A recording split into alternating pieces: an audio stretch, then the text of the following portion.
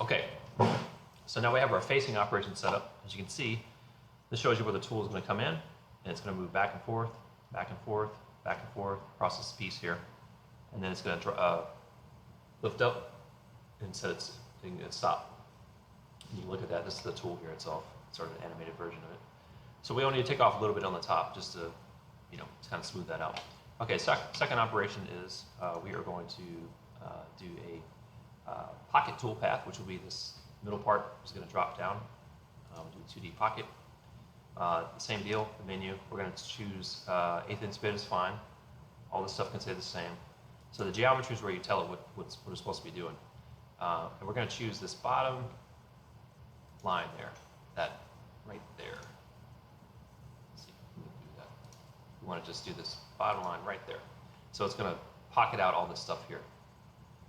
Everything else is good. I'm just going to check the multiple passes because it's going to go all the way down, almost to the bottom. I don't want it to crash down there.